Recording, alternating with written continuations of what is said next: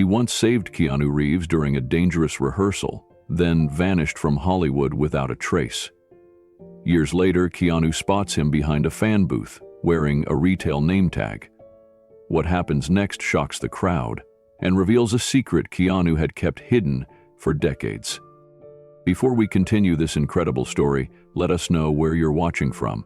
If you enjoy stories like this, subscribe to the channel, because tomorrow we have another inspiring story you won't want to miss. The convention center buzzed with the familiar electricity of fan anticipation. Cosplayers posing near display booths, long lines for autographs, excited chatter spilling over from every corner of the room. Keanu Reeves adjusted his baseball hat and sunglasses as he stepped through a side entrance. He was scheduled to appear at a panel in less than an hour, but something about these moments, before the lights, before the crowd, always pulled at him. He liked to walk among them unseen. As he drifted past rows of vintage memorabilia, movie posters, and fan-made art, something caught his eye.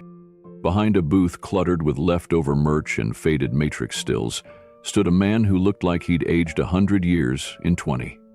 His shoulders slumped, his posture weary, his eyes shadowed with a quiet kind of pain. He wore a green lanyard and a plastic name tag that read, "Ray, Assistant Vendor."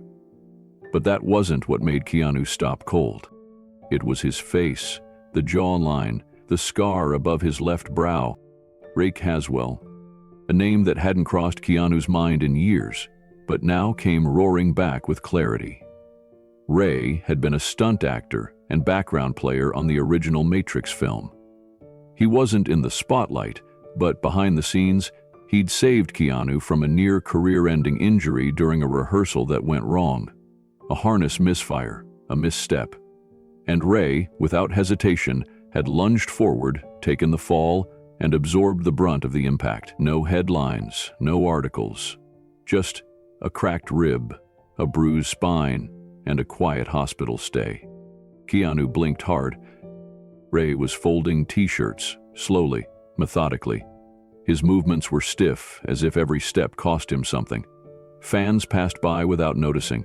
Some glanced at the booth and walked on. No one recognized him, not even the ones buying the merchandise he once risked his body to help create. Keanu turned to a staff member nearby. "The guy at the end booth, Ray Caswell? What's his deal?" The staffer shrugged.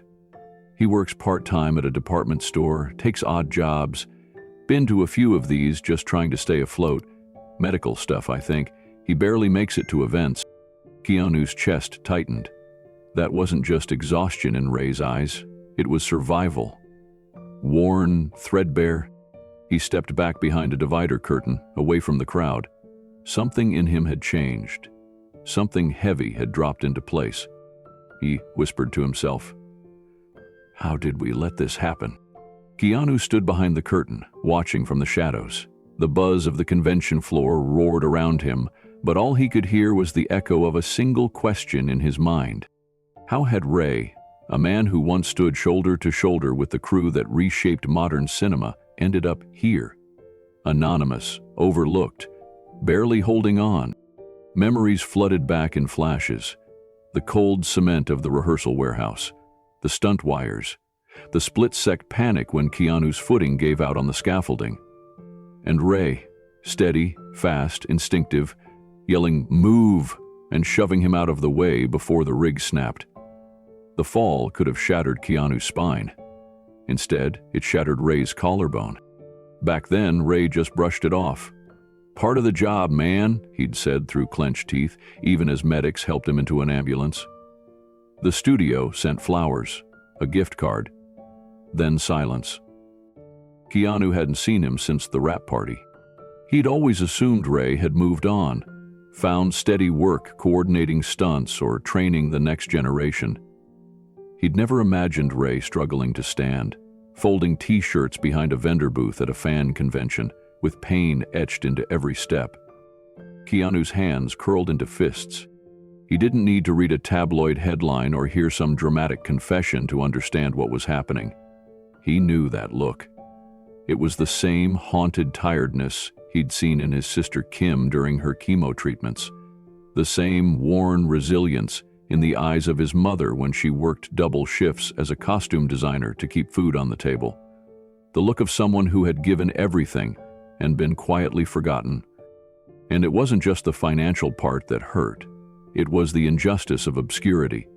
The fading from memory while the world celebrated the flashy stars and opening weekend box office numbers. It was Ray's name never even making it into the fan trivia lists. Not one action figure, not one thank you in the retrospectives.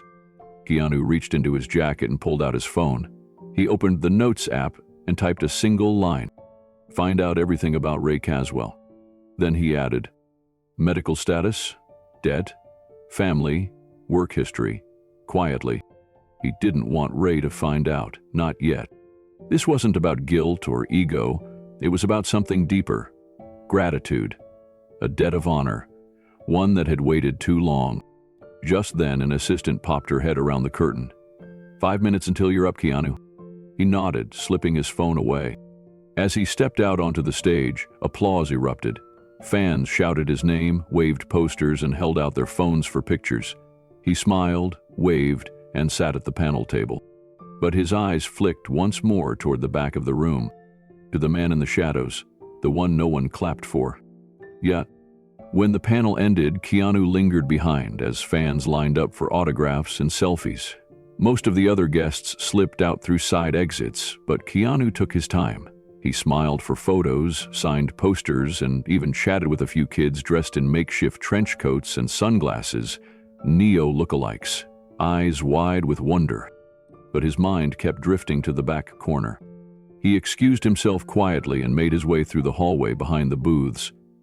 The fluorescent lights buzzed faintly above, casting a tired glow over folding tables and stacked boxes of merch. A volunteer nodded at him, surprised, but didn't stop him. Ray was leaning against a tall crate, rubbing his knee through his jeans. His shoulders were slumped, his eyes unfocused. He looked like a man counting down the hours until he could disappear again. Keanu stood a few feet away, not saying anything. Ray looked up, squinting. It took a few seconds. Then his eyes widened, not with joy, but disbelief. Keanu, his voice cracked. What the hell? Keanu gave a gentle smile. Hey, Ray. Ray shifted uncomfortably, as if instinctively reaching for a uniform shirt to look more presentable. Didn't expect... what are you doing back here? I saw you earlier, thought I'd say hi. Ray gave a short laugh.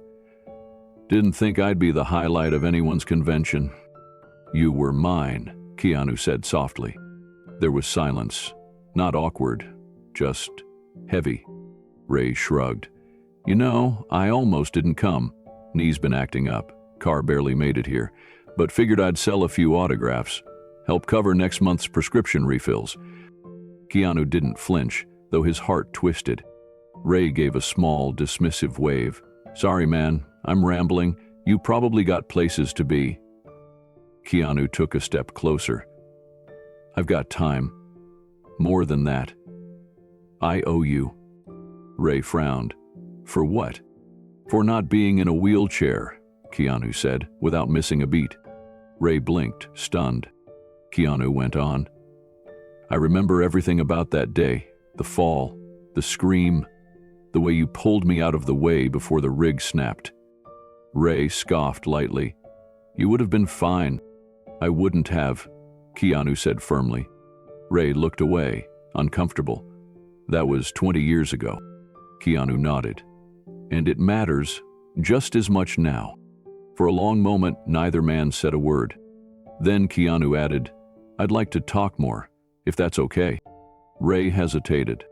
Then, slowly, he nodded. Sure, I'd like that. As Keanu walked out with him into the cool air behind the building, the crowd inside kept cheering, loud, bright, and buzzing with excitement. But the real story was just beginning, and no one had any idea what Keanu Reeves was about to do next.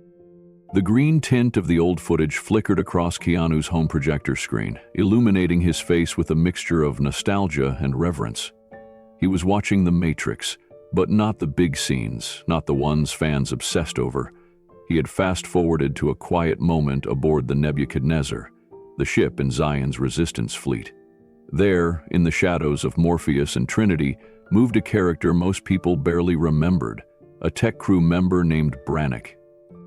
Brannick had no slow-motion fight sequences, no speeches about simulated realities, but Keanu remembered the man behind him, Ray Caswell. A soft-spoken, fiercely professional actor who never complained during 14-hour shoot days. He always knew his marks, and more importantly, he always knew when someone needed a moment of kindness. Keanu paused the video. Who remembered a rehearsal? It was late, everyone was exhausted. They were testing a new wire rig for a complex stunt involving Keanu launching backward through a crumbling wall. Something went wrong, too much slack, a cable snapped free, and in that split second before disaster, Ray had moved. Not yelled, moved. Pulled Keanu out of the harness path. A second later, the rig crashed into the scaffolding, where Keanu's head would have been. No one wrote about it, no crew notes, no production report, just a silent act that changed the course of Keanu's life. Back at the convention, Keanu watched Ray from a distance again. He was moving slower now, favoring one leg. The convention hall buzzed with excitement, fans cosplaying Neo, Trinity, agents, but not one person lined up at Ray's table.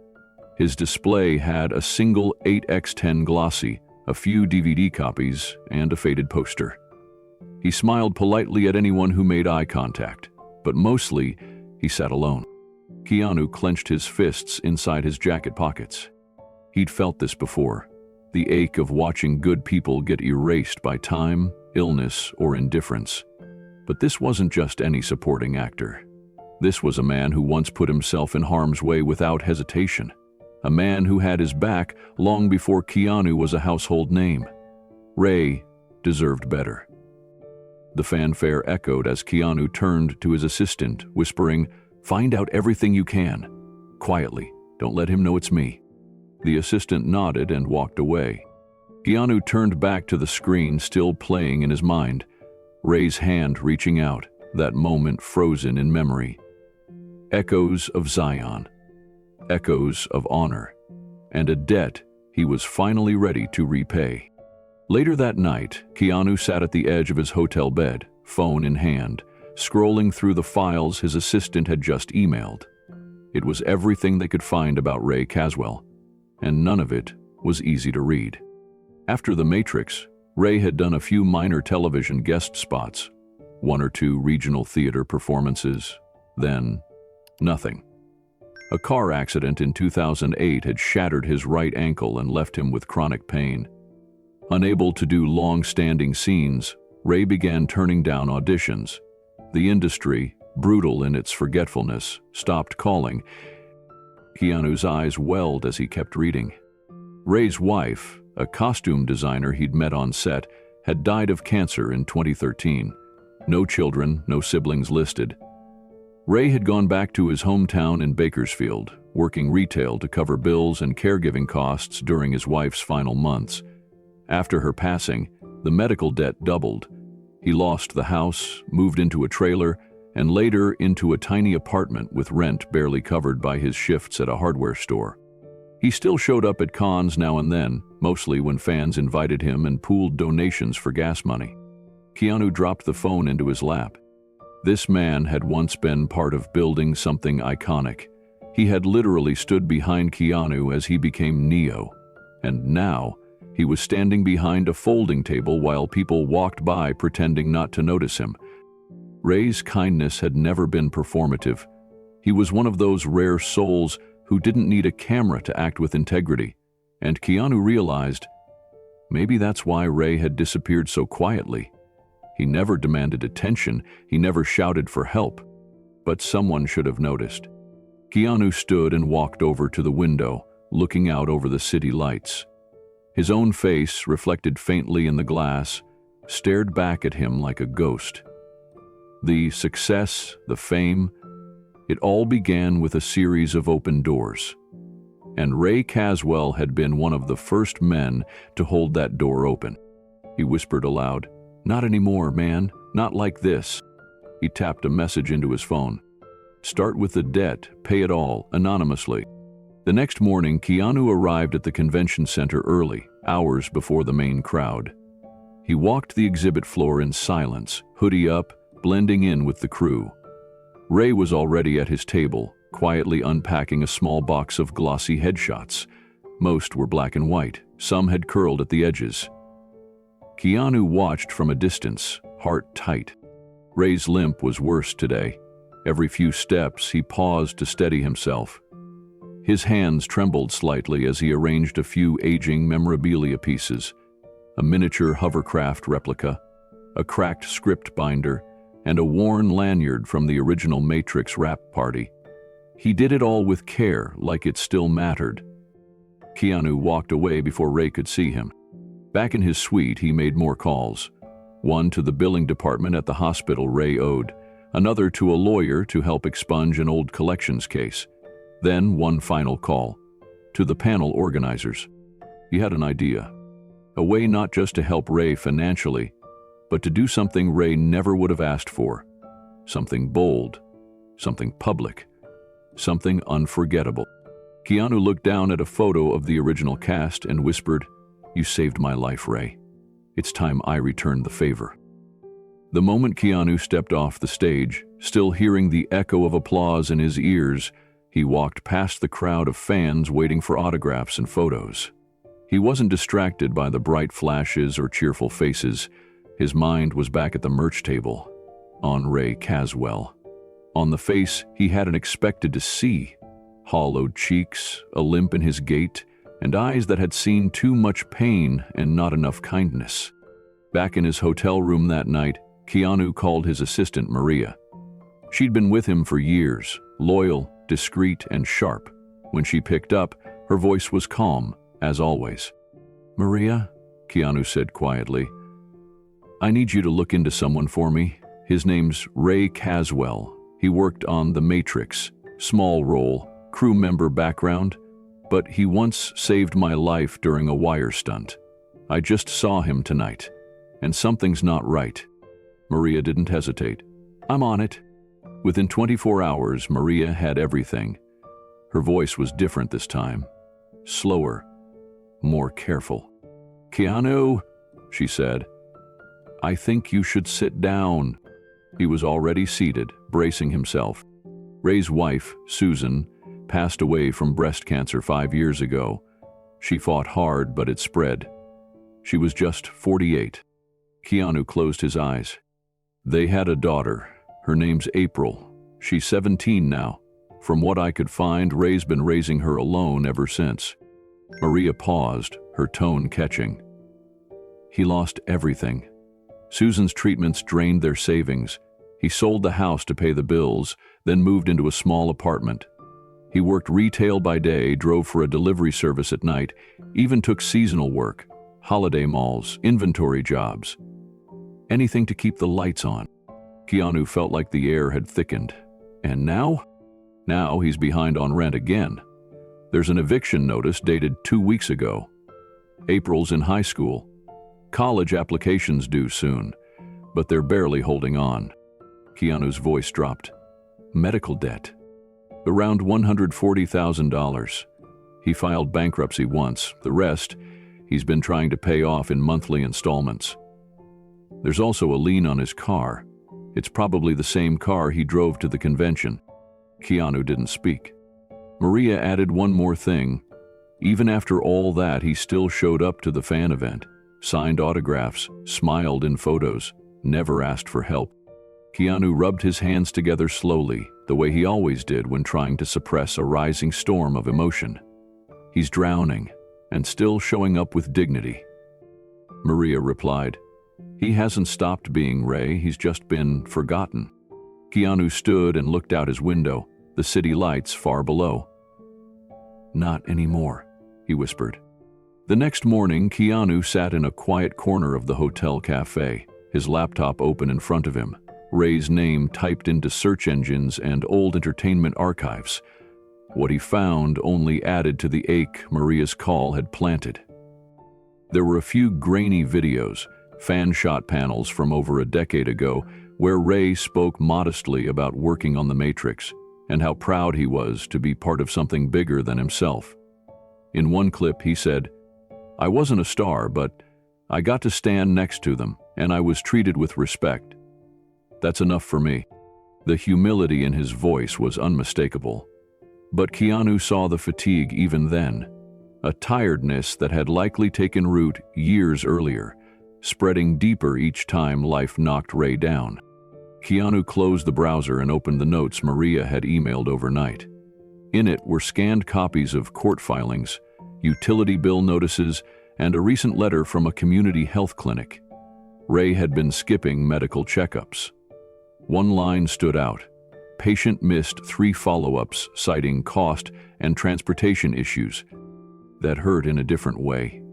Ray had risked his own safety once to save Keanu on a stunt rehearsal, grabbing him mid-swing when a harness lock had failed. Keanu remembered the thud of Ray's body hitting the padded floor beneath him, the grimace, the bruise that turned purple by the next morning. They'd laughed about it at the time, but Keanu had never forgotten. He scrolled further. April Caswell's name appeared on a school honor roll, top 10%. Applied to 3 colleges. 1 acceptance letter from a state university. But how would she get there? Keanu leaned back, heart heavy with guilt, and something else too.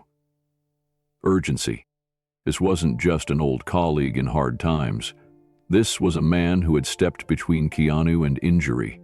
A man who had shown up with quiet consistency, asked for nothing, and then faded into the noise while others took the spotlight. Now he was being drowned by silence. Keanu picked up his phone and dialed Maria again. "I want to cover all his medical debt, anonymously, quietly." Maria didn't sound surprised. "Got it. And the eviction?" "I've already started the process to intercept the notice through a third-party rent relief foundation. He won't know it's you." Keanu hesitated, then added, "Set up a college fund for April. I don't care what it costs. I want her to know she's not limited by what life took from her father." Maria's voice softened. "You're rewriting his ending." "No," Keanu replied. "I'm just picking up where he left off." Later that day, Keanu returned to the convention. This time, he didn't hide in the green room or sneak out the back. He walked through the corridors like any other guest, hoodie pulled low, sunglasses on. But he wasn't there for photo ops or fanfare. He stopped 20 feet from the vendor hall, just behind a row of support beams. Across the room, Ray sat at a small folding table, bent slightly forward, signing a photo for a fan in a wheelchair. His hands shook a little, but his smile never wavered. He took time with the girl, leaned in to hear her better, and laughed with her. It was the same presence Keanu had remembered from all those years ago. Generous, gentle, invisible to the spotlight, but unforgettable to anyone who got close enough to really see him. Keanu watched as the girl's mother slipped a $5 bill into Ray's donation jar. Ray tried to wave her off, but she insisted. Keanu's chest tightened. Ray didn't need charity. He needed dignity, and the world had made him scrape for it, day after day. Back at his hotel, Keanu made a few more calls. He contacted a lawyer who specialized in pro bono debt relief, explaining the situation in careful, respectful detail. He asked for the process to be handled with maximum discretion. The money would come from a charitable trust Keanu had quietly operated for years. Ray would never have to know where it came from unless Keanu chose to tell him. Then he called an old friend from Warner Brothers, someone who had worked with him on the original Matrix trilogy. "Do you remember Ray Caswell?" Keanu asked. Of course. The guy was always early to call time. Helped out with blocking when crew was short. Keanu hesitated, then said, "He saved me once. I never thanked him properly." There was a pause on the line. "What do you want to do?" "I want him at the next panel, on stage, with me, not as a background actor, as someone who made the film possible." "I can make that happen." Keanu hung up and walked over to the window. Outside, the city buzzed with people chasing dreams, chasing relevance. Ray had never chased either. He just showed up, did the job, took the fall, literally in Keanu's case, and never asked for applause. But Keanu couldn't stay silent, not anymore. This wasn't just about paying a debt. It was about honoring a moment that had shaped everything. One man, one instinct, one forgotten act of bravery that no one had ever heard about. Because Ray had never told a soul. Keanu would tell it. But not yet. Not until the time was right. Not until the world could hear it in the way Ray deserved. And when that moment came, the world would remember the name Ray Caswell. The rain came quietly that night, tapping the rooftops and washing the Los Angeles sidewalks in a dull shimmer. Keanu sat in his dimly lit study, a single lamp glowing beside him as he scrolled through scanned documents on his tablet. Hospital invoices, foreclosure notices, bank statements, all tied to the name Ray Caswell. His assistant had compiled everything discreetly, just as he'd asked. And now, the truth unfolded like a tragic screenplay no one wanted to write. Ray hadn't just fallen through the cracks, he'd disappeared into them. His wife Dana had passed away 5 years ago after a brutal fight with ovarian cancer. She was only 43. There were records of crowdfunding campaigns, some canceled, others barely reaching a few $100s. Keanu's throat tightened as he read Dana's hospice paperwork. One form listed Ray as both emergency contact and sole caregiver. After Dana's passing, everything unraveled. The couple's small home went into arrears. Ray cashed out his retirement savings and took a night shift at a local grocery store. Then a second job, part-time, at a security firm downtown, and through all of it he never missed a day taking his teenage daughter to school. Her name was Mia. She was 17 now. Keanu leaned back in his chair and closed his eyes. He could still see Ray as he was years ago, laughing on set, adjusting his headset, quietly guiding extras into place. Never once did he complain, never once ask for more. Just a man who loved movies and treated every job like it mattered. And now, that man was barely surviving. Quiet, invisible to most, but not to Keanu. He reached for his notebook and jotted down a list. Mortgage lender, electric company, credit union, property tax office. He drew a box next to each one. One by one, he would check them off. Not with fanfare, not with flashing lights, but with care, with intention. He picked up the phone. "I need you to reach out to Ray Caswell's mortgage holder," Keanu told his assistant. "Tell them we're paying it in full, back payments, fees, everything. And do it anonymously." There was a pause on the other end, then, "Understood." Keanu wasn't done.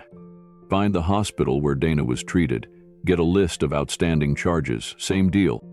As the assistant confirmed, Keanu opened a drawer and pulled out a thick envelope. He slipped inside a plain sheet of white paper. On it, in his own handwriting, he wrote, "For all you've given, now it's your turn to receive. You are seen." No signature, no return address. Only truth, only grace. Ray Caswell would never know who did this. But Keanu didn't do it for credit. He did it because Ray had once stood in the shadows, making sure Keanu's light could shine. And now it was time to return the favor. Quietly, completely. The envelope arrived 2 days later, tucked between a grocery store flyer and a utility bill. Ray barely noticed it at first. It had no stamp, no return address, just his name written in clean black ink. For a moment, he assumed it was a flyer or some strange misdelivery. He almost threw it away. Almost. Something stopped him. There was a weight to the envelope, not just physical, but emotional. He carried it inside, set down the rest of the mail on the chipped kitchen counter, and stared at the sealed flap. Then, with slow fingers, he opened it. No check.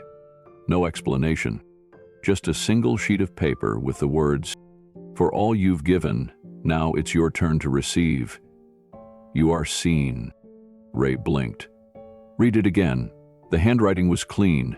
Familiar? No, it couldn't be. He looked for a name, a clue. There was nothing else inside. He leaned against the refrigerator and sank to the floor, still holding the letter in both hands. He didn't cry right away. He sat in silence for nearly 15 minutes. Then the phone rang. It was the mortgage company. They were calling to inform him that his account had been brought current, completely. Every past due payment, late fee, and foreclosure threat had been cleared. Ray stammered, confused. The woman on the line was polite but firm. "Sir, you have no remaining balance." He hung up, dazed. 30 minutes later, the power company called, then the credit union, then the hospital's billing department. Each one telling him the same thing. Settled, resolved, closed. That's when the tears came. Not loud sobs, just slow, trembling release. The kind of crying that has no words behind it, only years of exhaustion finally given permission to collapse. Mia came home from school and found him sitting at the kitchen table, his head in his hands, the letter beside him. "Dad?" she whispered. He looked up, tried to compose himself. "Did something happen?" Ray nodded. "Yeah, something unbelievable." She walked over and saw the letter. Her eyes scanned the words. "Do you know who sent it?" "No," he said, voice cracking. "I don't." Mia read it again. Then she looked at him and smiled. "Whoever it is, they know you're worth something." Ray couldn't respond. His chest hurt from the weightlifting. That night he went to the garage and pulled out an old memory box. Inside were photos from his acting days, an old Matrix crew badge, and a photo of him standing next to Keanu Reeves. He hadn't looked at it in years. Now he taped it to the refrigerator door. No fanfare, no assumptions. Just gratitude. Somewhere out there, someone remembered. Someone cared. And for the first time in years, Ray didn't feel forgotten. The next morning, Ray sat on his front steps with a cup of coffee that actually tasted good. Not because it was freshly ground or poured from an expensive machine, it wasn't. It was instant, same as always. But something had shifted inside him. The bitter edge that had followed him for years was gone. Or at least, quieter. He kept staring at the driveway, as if waiting for a car to pull up, for the stranger who left the envelope to reveal themselves. But no one came. Instead, a breeze rolled in. It carried no answers, only peace. That afternoon, he went to work at the department store. His co-workers noticed something different. He was standing taller, smiling a little more, even cracking jokes with customers, like he used to when Dana was still alive. He checked his phone on break. Nothing new. No texts, no missed calls. But that evening, as he pulled into the driveway and stepped out of his car, he saw something sitting on the porch. Another envelope. He froze. This one was thinner. Inside was a single event pass. VIP guest, Matrix Legacy Reunion Panel. Attached was a handwritten note. "No more tables, this time you sit on stage." Ray's knees nearly buckled. He sat down on the porch, both hands gripping the card like it might disappear. He didn't know what to think. He hadn't been on stage in over a decade, not even in a local theater, let alone something as massive as this. Part of him wanted to tear the invitation in half, but the other part, the one that remembered the rush of a live audience, the camaraderie of a set, the spark of purpose, burned bright. He looked up at the night sky. "Keanu," he whispered. He didn't know, couldn't be sure, but he knew only one man would remember him like this. He went inside and opened a box from the closet, pulled out a faded black suit, held it up.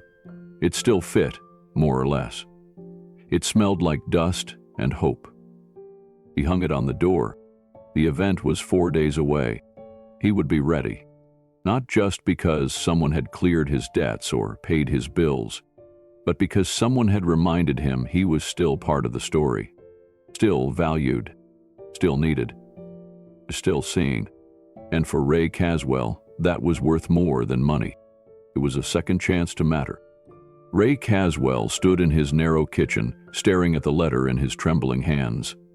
The envelope had no return address, no name, Just a single sheet of paper with clean, centered text that read, "For all you've given, now it's your turn to receive. You are seen." Beneath that, nothing. No signature.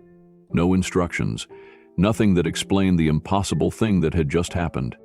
The day before, he had received a voicemail from the bank.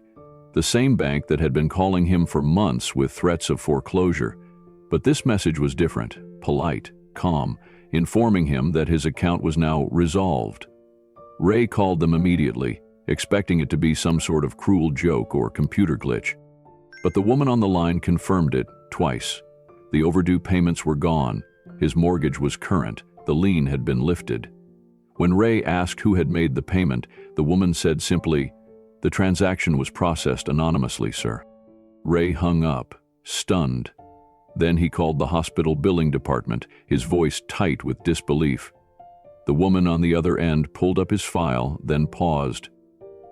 "Mr. Caswell, all your balances have been cleared. I'm looking at it now. You have a zero balance." He felt his knees weaken. That night, Ray sat in his driveway with the envelope on the passenger seat, staring through the windshield at nothing. His hands were still rough from a week of unloading boxes at the warehouse. His back ached from standing too long behind the register at the electronics store. And yet, his debts were gone. His home was safe. Tears welled up. They weren't the kind of tears that came from pain. These were the kind that came when a soul long forgotten suddenly felt seen. He tried to think of anyone who might have done it. Old friends, a GoFundMe campaign, some mistake, but nothing made sense. He hadn't told anyone how bad things had gotten. He never posted about it online. He never asked for help, not once. He had too much pride for that. Still, the generosity didn't feel random. There was something intentional about the note, something personal. Whoever had done this knew him, not just his situation, but him. That thought stayed with him the next morning as he drove to work, still too stunned to call in sick. It wasn't until his phone rang during his lunch break that a piece of the puzzle shifted into place. It was Darren, an old friend from the fan convention. "You won't believe this," Darren said. "Guess who asked about you backstage?" Ray blinked. "What?" "Keanu." "Yeah, the Keanu. He saw you at the table, said he remembered you from the shoot, asked how you were doing." Ray froze in the back hallway of the store, his breath caught in his throat. "Keanu. Could it be?" He hung up the phone, walked to his car, shut the door, and cried like he hadn't cried in years. Ray stayed in the car long after the tears stopped. The air conditioner hummed gently, but he didn't notice. His mind was racing, looping through every memory he had from those old days on set, back when he wore the worn leather uniform of a Zion crewman and hauled gear behind Morpheus in the ship's dark corridors. Back when Keanu was still learning how to throw a punch without blinking. Back when everything felt wide open. He remembered the scene with the malfunctioning rig, the one nobody else saw coming. Ray had spotted the faulty harness seconds before the wire jerked too tight. Keanu had been mid-jump during a training sequence when Ray yelled "cut" at the wrong time and pulled him back. Everyone thought he'd ruined the take. But later, the rig technician confirmed it. If Ray hadn't acted, Keanu could have slammed into the metal beam overhead. Broken ribs, maybe worse. Keanu had thanked him at the time, quick and quiet. Just a nod, a pat on the shoulder. That was 23 years ago. Ray had never brought it up again, never expected anything from it. That's just how things worked in the background. You did your job, you didn't make noise.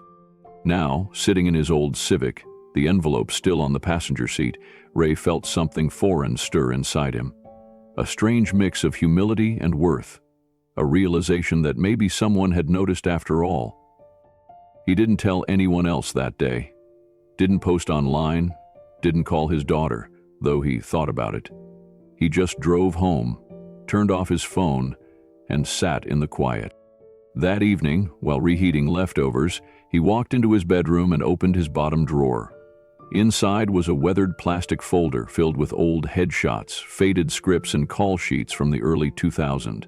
He hadn't touched them in years. He pulled out one photo, himself in full costume, arms crossed, standing beside Keanu between takes. They looked like brothers in a war film. Ray had forgotten how young they both looked.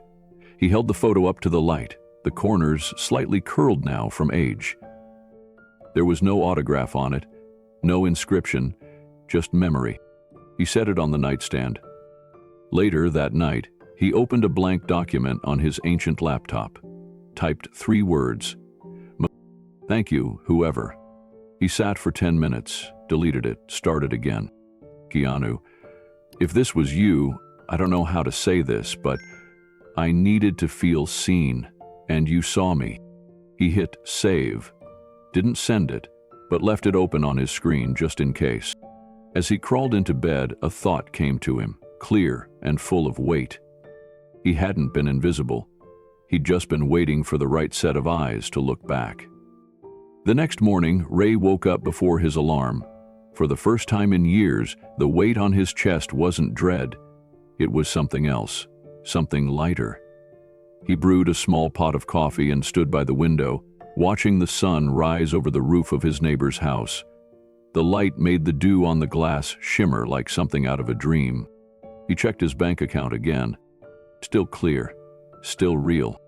The mortgage payment had posted. The overdraft was gone. The hospital had marked his balance settled. Ray sat down slowly, pressing his palms to the kitchen table to ground himself. It wasn't a mistake. His phone buzzed. It was Brian, a stagehand he knew from the convention. "Hey, man," Brian said, his voice casual. "You hear Keanu was asking about you? Day 2 of the con. Just asked if you were still acting. Said he remembered you from the original days." Ray's heart stopped. He forced a laugh. "You serious?" "Dead serious. He even pointed you out during a photo op. Thought you'd left the room. I think he was looking for you." Ray hung up and sat in silence. The envelope, the wiped debt, the timing. It couldn't be coincidence. Not with Keanu. He got up and grabbed his old Matrix convention badge off the counter. The lanyard was fraying and the plastic sleeve was foggy with age. His photo inside looked tired, but smiling. He remembered that day.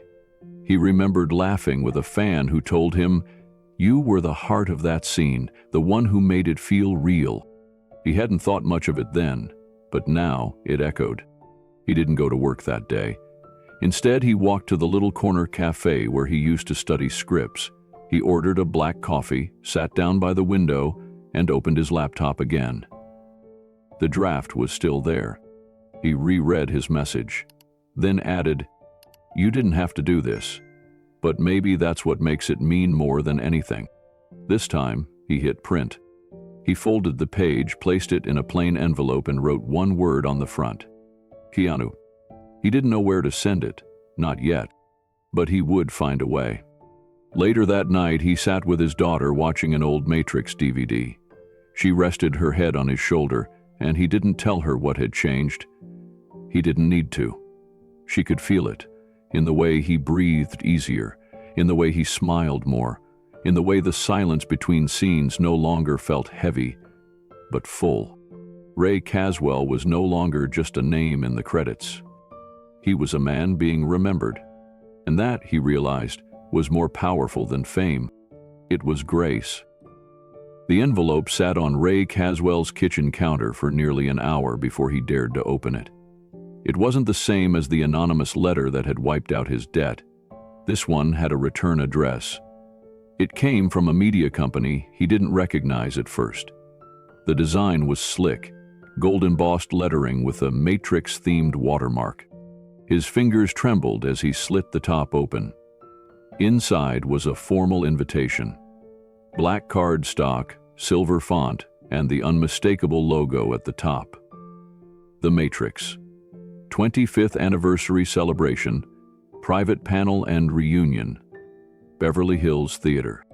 Ray's eyes darted to the bottom of the invitation. Travel arrangements covered, lodging provided, requested guest, Raymond Caswell. Invitation extended at the personal request of Mr. Keanu Reeves. He blinked several times, sat down, then stood up again. The kitchen light buzzed overhead, and he suddenly noticed the dust in the corners of the room, the faded edges of the photograph on his fridge, him, his late wife, and their daughter on a beach from years ago. That version of him looked younger, stronger.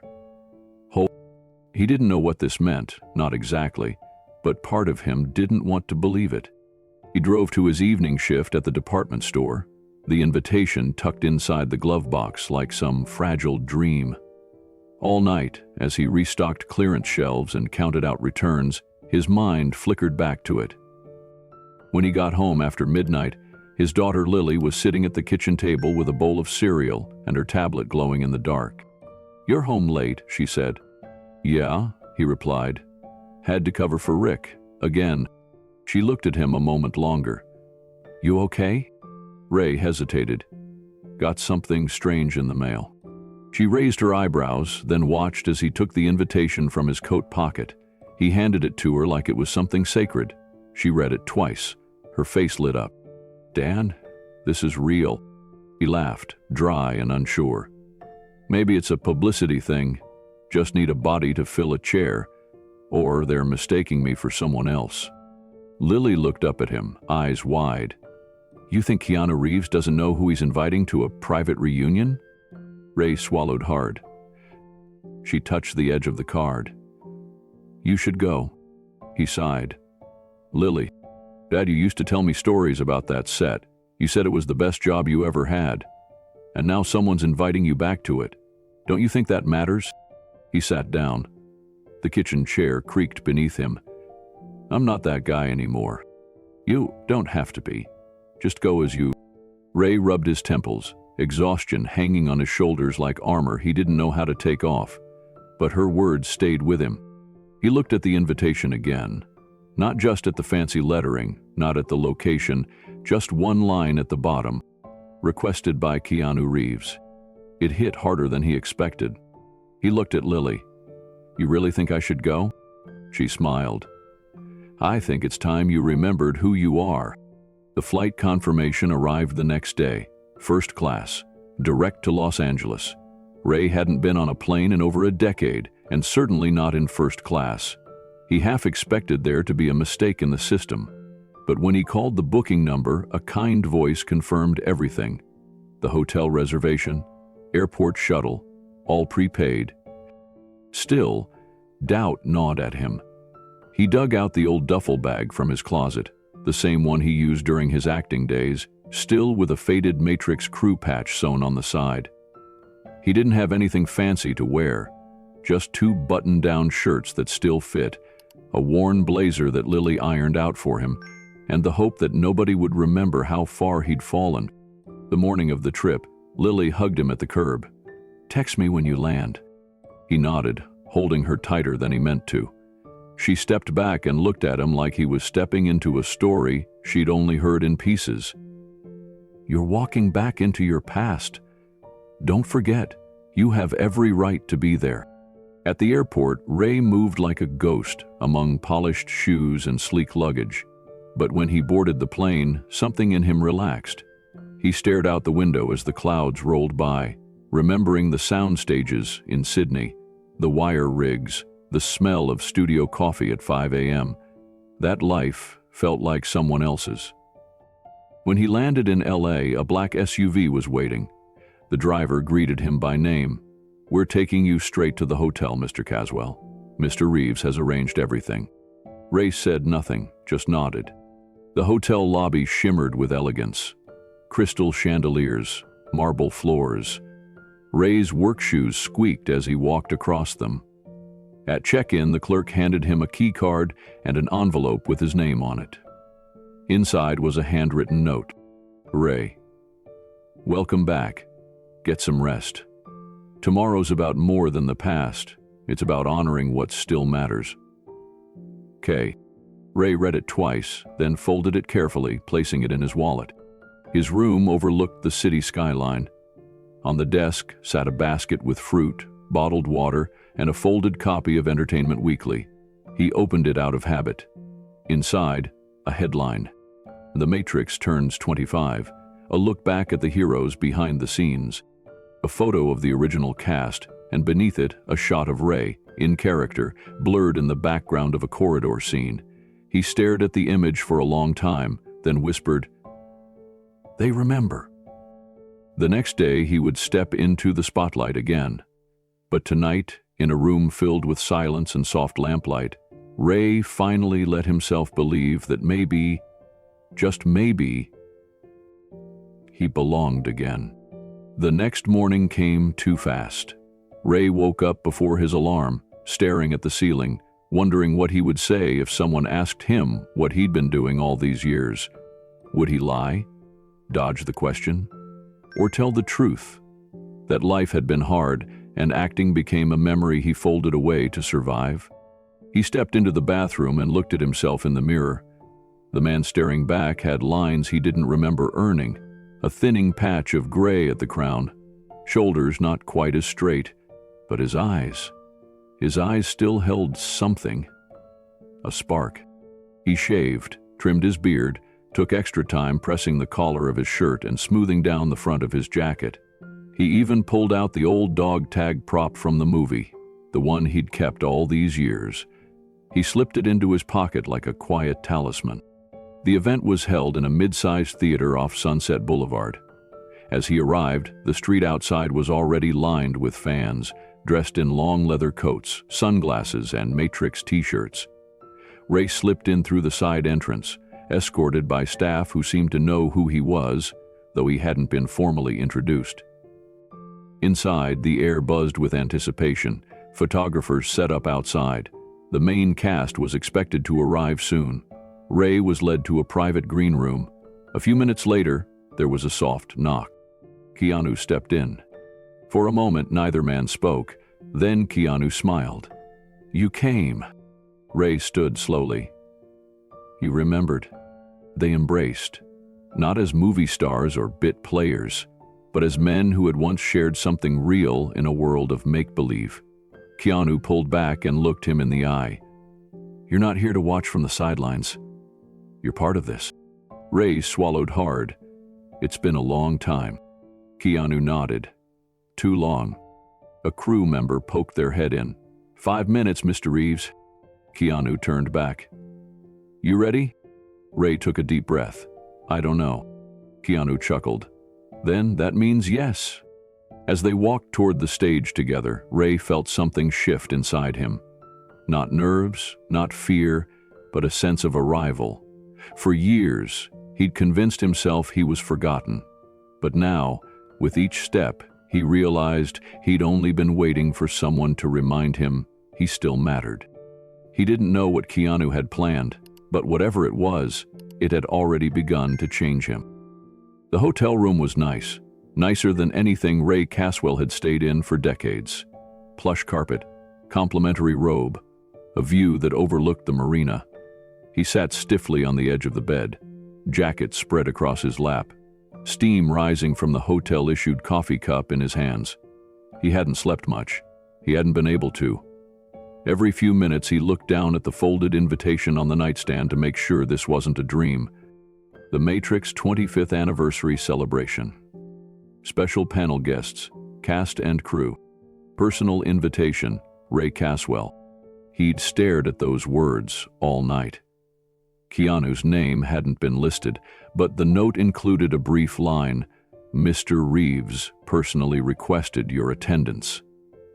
That had struck something deep in Ray's chest, but he hadn't allowed himself to believe too much. Maybe it was a mistake.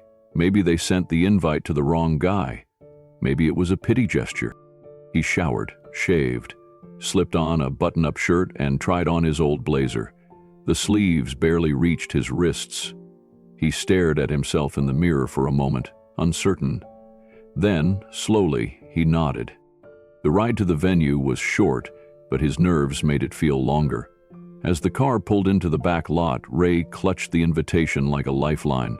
The driver looked over and smiled gently. "They're excited to see you, Mr. Caswell." That felt impossible. Inside, backstage buzzed with activity. Crew members, handlers, techs checking microphones, and lighting grips darted between panels of curtains and walls of cables. Ray stood in the shadows, trying to disappear. His worn shoes squeaked on the polished floor. He recognized a few faces. Aged versions of stunt coordinators, a former production assistant, even one of the makeup artists who used to UMADS rock while powdering faces on set. Then someone called out, "Ray?" He turned. A younger man, one of the convention organizers, approached, with a clipboard and a headset. "Ray Caswell, right?" He nodded cautiously. "You're in Green Room B. Panel starts in 20. Let me show you the way." Ray followed him through the maze of hallways, past rows of cast nameplates. As they reached the room, he heard laughter, familiar voices. He stepped inside. Carrie Ann Moss stood by a makeup mirror sipping water. Lawrence Fishburne leaned against a wall, smiling as someone told a story. A few of the stunt team members, older now but unmistakable, were in a corner stretching. Then the room fell quiet. One by one, they noticed him. And they smiled. "Ray? No way. Look at you, man." Lawrence walked over first, shaking his hand with genuine warmth. "It's been too long." Carrie Ann gave him a soft hug. "I was hoping you'd be here." Ray blinked, unsure what to say. "I didn't think anyone remembered me." "You were family," she said. "We all were." He smiled, awkward and uncertain. Then the door opened behind him, and Keanu walked in. Keanu walked in wearing a simple black t-shirt and jeans, his hair pulled back loosely. He had that same calm energy Ray remembered from the set. Focused, grounded, never needing to announce himself. But the moment his eyes landed on Ray, the room's energy shifted. "Ray," Keanu said, a broad smile spreading across his face as he crossed the room. Ray stood awkwardly, his hands halfway raised, unsure whether to shake hands or brace for a hug. Keanu didn't hesitate. He wrapped Ray in a hug so tight, Ray nearly forgot to breathe. "I'm so glad you came," Keanu said, pulling back just enough to look him in the eyes. "It's been too long." Ray swallowed hard. "I almost didn't." Keanu nodded gently. "I know." They sat down together on a worn leather couch near the window. Ray noticed Keanu had aged, sure, but it hadn't taken anything away from him. If anything, he seemed more himself than ever. "I thought I was just a footnote," Ray said, his voice low. "You're not," Keanu replied. "Not to me. And not after what you did." Ray looked puzzled. "What do you mean?" Keanu glanced around the room, then leaned in slightly. "We're going to talk about it. Out there. On stage." Ray's brow furrowed. "Talk about what?" Keanu placed a steady hand on his shoulder. "The moment that changed everything." "You remember the wire rig accident on stage 6? Ray's eyes widened. "Of course, that nearly crushed." Keanu nodded. "Me." Ray blinked. "But I didn't. I just pulled a cord. Anyone could have." "You did," Keanu interrupted gently. "And you didn't hesitate. No one else even saw it. But I never forgot." Ray sat back, overwhelmed. "I've been waiting for the right moment," Keanu said, "to thank you properly." Ray shook his head slowly. "You don't need to." "I do," Keanu said, "because honoring the past means honoring the people who made it possible." Ray's throat tightened. "Why me?" he whispered.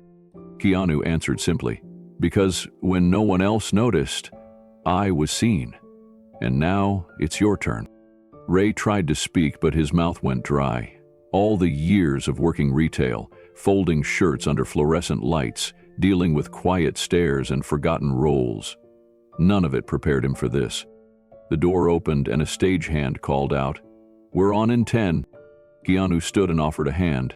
Ray hesitated, then took it. They moved together down a narrow hallway toward the side stage. The sound of murmuring fans filtered through the curtain. Ray could make out the silhouettes of an eager crowd beyond the lights. He turned to Keanu, nerves bubbling in his stomach. "What exactly are you going to say?" Keanu smiled gently. "The truth." Ray looked down at his worn shoes, then back up. "I don't think I've been on a stage in 20 years. "You never left it," Keanu said softly. "You just gave it to other people for a while." The MC's voice boomed. "Please welcome to the stage, Keanu Reeves." Applause erupted. Keanu took a step forward, then paused. He looked back at Ray. "Come on," he said. "It's time." Ray froze.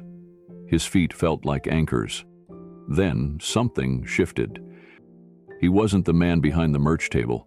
He wasn't the forgotten extra with bills piled high. He was Ray Caswell. He was part of something legendary. And tonight, he was walking into the light. He followed Keanu onto the stage, not with swagger, but with quiet strength. The audience clapped. Then some began to rise. A few recognized him. A wave of cheers rolled in like a tide. Ray squinted under the lights. Keanu raised the mic. "There's someone here tonight," he began, "who once saved my life and never asked for anything in return." Ray's heart pounded. Keanu turned to him. "Tonight, I get to say thank you. Publicly. Fully." The lights dimmed slightly. The moment stretched, like breath held in silence. And then the crowd stood, every last one of them. Ray didn't weep. Not yet. But something cracked wide open in his chest. He was sane. The auditorium was electric. Every seat in the hall was taken, and a line had stretched down the block hours before the doors opened. It wasn't just a convention panel. This was a celebration. 25 years since The Matrix changed cinema. The marquee lights outside flashed bold and proud. The Matrix, 25th Anniversary Reunion Panel, starring Keanu Reeves and original cast. Backstage, Ray Caswell stood motionless, tucked in the shadows near the curtain. He could hear the crowd's energy pulsing through the walls. Applause thundered as the moderator walked on stage to begin the event. Ray's heart pounded in his chest. His fingers twitched at his sides. The jacket he wore, borrowed from a friend, pinched at the shoulders. It had been over a decade since he stood before a crowd. Now, just feet away, they waited on the other side of a velvet curtain he wasn't sure he belonged behind. He had seen Keanu only briefly in the green room. No fanfare, no cameras, just a tight, quiet hug. Keanu had whispered, "I'm so glad you came." Then he'd gone to join the others, as if no years had passed. Ray had barely responded. The words caught in his throat. Now, as the stage lights ignited and the announcer introduced the lineup, the names were met with raucous cheers.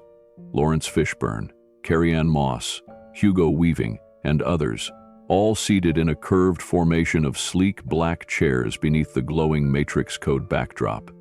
And then came the roar, "Keanu Reeves!" He walked on stage to a standing ovation, waving once with that familiar, quiet humility. His black suit crisp and understated. He took his seat, smiled at his co-stars, then looked briefly off stage, toward Ray. Ray froze. The panel began with warm recollections. The moderator, a popular film critic, asked each actor about their memories from the original film. Laughter rippled through the room as Carrie-Anne shared stories of wire stunts gone wrong, and Lawrence recalled the grueling pace of the fight choreography. Keanu listened silently at first, hands folded, eyes scanning the room thoughtfully. When asked a direct question about his favorite behind-the-scenes moment, he gave a quick smile, but then paused. "Actually," he said, his voice gentle but firm, "I was hoping we could take a small detour." The moderator blinked. "Of course, Keanu. Go ahead." Keanu leaned forward, his voice steady. "There's someone here tonight who isn't sitting on this stage but should be. Someone who didn't get a star on the sidewalk or a poster or a fan page, but once, this man saved me." The room fell silent. Every camera in the room shifted. Every eye focused on him. Backstage, Ray's breath caught in his throat. Keanu continued, eyes now locked in Ray's direction. "I want to tell you about someone who reminded me that the best heroes aren't always on screen." And with that, Keanu stood, turned to the wings, and said the name aloud. "Ray Caswell, come join us." Ray's legs wouldn't move at first. His name echoed through the auditorium like thunder. The spotlight swiveled toward the side curtain where he stood frozen. For a split second, he thought about walking away, disappearing again. He wasn't ready for this. Not the attention, not the stage, not the weight of being seen. But then, somewhere in the blur of light and noise, he heard his daughter's voice echo in his memory. Maybe they haven't forgotten you after all. He took a breath. One step, then another. The audience gasped, then cheered as Ray emerged from behind the curtain. He looked small against the backdrop of digital rain and famous faces. His jacket still didn't quite fit. His hair was grayer than most remembered. But the applause, God, the applause, it grew louder the longer he walked. Keanu met him at center stage with open arms. The two men embraced again, and this time, Ray didn't hesitate. He held tight, like someone trying to stay grounded in a dream. Keanu motioned toward an empty chair that had been waiting, purposefully left vacant. For those who don't remember, Keanu said to the audience, Ray played one of the crew members aboard the Nebuchadnezzar. He didn't have a lot of lines, but when one of our wire rigs malfunctioned during rehearsal, it was Ray who lunged and yanked me out of the way. The audience murmured. That day, Keanu continued, I walked away with a bruised rib.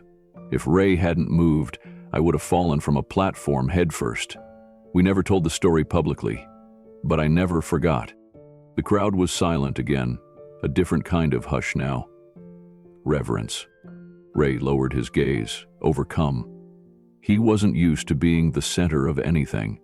He had memorized lines long ago that never made it into final cuts, spent nights alone in trailers between scenes, while bigger stars were whisked away to interviews and red carpets.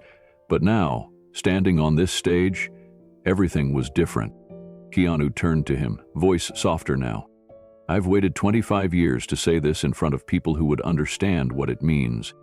Then, looking out over the packed theater, he added, Ray Caswell is one of the reasons The Matrix ever made it to opening day. And tonight, I want him to know something. Your work mattered. You matter. Applause burst from every corner. Louder, sustained. People rose from their seats one by one until the entire theater was on its feet. Ray blinked back tears. Not because of the words, but because for the first time in years, he believed them. He sat down beside Keanu, wiping his face with his sleeve, overwhelmed. I didn't come for this, Ray whispered. I know, Keanu replied, smiling. That's why it means more. The moderator, clearly moved, stepped back and gave the moment space to breathe. The other cast members clapped along, a few of them rising to shake Ray's hand as he sat back down. Someone in the front row shouted, "We love you, Ray!" And he couldn't help but smile, modest and overwhelmed. Once the applause settled, Keanu gently guided the conversation forward. But the energy had shifted. The audience leaned in now, listening more closely, not just for nostalgia, but for something real. The panelists spoke of the film's legacy, the risks taken, the long hours on set, and how often it was the quiet professionals like Ray who kept things moving. Ray remained silent for much of the discussion. He wasn't used to speaking when the lights were this bright. But when the moderator turned to him with a soft smile and asked, "Do you remember what it felt like, being on that set back then?" Ray cleared his throat and sat up straighter. "I remember feeling like I was part of something big," he said slowly, "even if my name was low on the call sheet. I remember the crew treating each other like family, and I remember the moment I realized this wasn't just a job. It was a story people would carry with them." The crowd listened in total stillness. Ray paused, his voice grew softer. "And then life moved on, and I did." That sentence hit like a ripple across the theater. He glanced at Keanu beside him, eyes glinting. But tonight, something changed, and maybe, just maybe, I get to move forward too. Applause again, but this time softer, gentler, as if the audience knew that healing was happening right in front of them. After the panel wrapped, the cast exited to the sound of cheers. Backstage, Keanu waited until the others moved on. He stayed with Ray, who was sitting on a folding chair, wiping his glasses. "You okay?" Keanu asked. Ray nodded. Better than I've been in a decade. They stood in silence for a moment before Ray turned to him, tears threatening again. You didn't have to do this. I know, Keanu said, but I never forgot. You mattered to that story. And you matter now. Ray shook his head, trying to absorb the weight of it all. I still don't know how to thank you. Keanu smiled. You already did. Back then, when you pulled me out of the way, when you showed up every day and gave it everything, I'm just returning the favor. Ray looked down at his hands. They were still calloused from work, but tonight they didn't feel like the hands of a man forgotten. They felt like the hands of someone remembered. As Keanu walked him out to the waiting car, a line from the old script popped into Ray's head. He chuckled softly. What is it? Keanu asked. Ray shook his head, smiling. Just a line from the old days. Some heroes don't wear capes, they wear cables. And with that, they disappeared into the night. Two men who had once shared a set, now sharing something far more lasting. The auditorium lights dimmed slightly as Keanu stood near the edge of the stage. The moderator, caught off guard by the shift, stepped back respectfully, allowing Keanu the floor. The energy in the room changed. Whispers fell into silence. The anticipation was thick. Keanu adjusted the microphone and looked out into the packed convention hall. There's something I've never shared, he began, his voice steady but softer than before. Not with the press, not even with most of the crew, but tonight feels like the right time. Chairs creaked as fans leaned forward. Even his fellow castmates turned their full attention to him. He looked toward the wings, just out of sight of the audience. Back when we were filming the first Matrix movie, we were rehearsing a wire stunt. It was late in the day. We were exhausted. I was supposed to do a backward swing and land in a crouch position. Basic for most wire work, but physically demanding. His voice dropped just a little lower. I didn't know the harness had worn through. No one did. When I launched into the swing, the wire snapped. The crowd collectively gasped. Even the AV techs at the back froze mid-motion. This wasn't scripted. This wasn't nostalgia. This was something none of them had ever heard. Keanu continued. In the split second that followed, I was midair, spinning out of control. The rig was made of metal scaffolding and steel beams. If I hit one of those at the wrong angle... He paused, and for the first time, emotion crept into his voice. I don't remember the fall. I remember the impact after. But what I've never forgotten is what happened in between. He turned toward the side of the stage again. There was one man. He wasn't a stunt double or a big name. He didn't have a trailer with his name on it. He was just there, watching. And when that wire broke, he didn't hesitate. The spotlight slowly shifted toward the wings. Ray Caswell, Keanu said clearly. He sprinted across the platform and grabbed the fallback line. He pulled it just enough to change my landing angle. I still hit hard, but I missed the edge of a steel beam by 3 inches. That difference saved my back, maybe more. He looked directly into the wings now, eyes glinting. Ray didn't take credit. He never even brought it up again. But I never forgot, and I don't think the world should either. The crowd was completely silent. Then Keanu extended his arm. Ray, he said gently, would you come join me on stage? Ray stood frozen just off stage, as if the spotlight hadn't just landed on him, as if Keanu hadn't just invited him in front of thousands. His hand gripped the edge of the curtain. For a second, he looked like he might bolt. But Keanu didn't look away. He kept his hand extended, steady, respectful, certain. The crowd began to clap. Then they stood. Row after row of fans, cast members, and crew rose to their feet. The applause rolled over the stage like thunder. Ray took a slow step forward. He wasn't dressed like a celebrity. His slacks were wrinkled, his shirt one size too large, but his posture, though hesitant, held a quiet grace. His face looked stunned, grief and gratitude colliding in real time. When he reached center stage, Keanu met him with a full embrace. Not a polite handshake, Not a shoulder pat. A true, bone-deep embrace between two men who had walked different roads, but shared something sacred. When Keanu pulled away, he placed a hand on Ray's shoulder and guided him to the microphone. Ray stood there, blinking under the lights, visibly shaking. I don't know what to say, he murmured, the mic barely picking up his voice. You already said it, Keanu replied softly, leaning toward him. You said it when you ran. You said it when you didn't ask for thanks. The room hushed again. Ray cleared his throat. His voice cracked but held. I wasn't supposed to be here. I was just a small part of a big machine, a tech guy with 3 lines and a jumpsuit. But I loved it. Every second. He looked at Keanu. I didn't think you remembered. I never forgot, Keanu said. Some people carry the spotlight, others hold the cables. But the truth is, we fall without each other. Ray's eyes brimmed, but he kept speaking. My wife used to tell me the little roles matter. She'd say, even the quiet ones move the story forward. I didn't believe her back then, but I think maybe she was right. Someone in the crowd shouted, "She was!" The audience laughed gently, then clapped again, this time more tender than thunderous. Keanu turned to the moderator.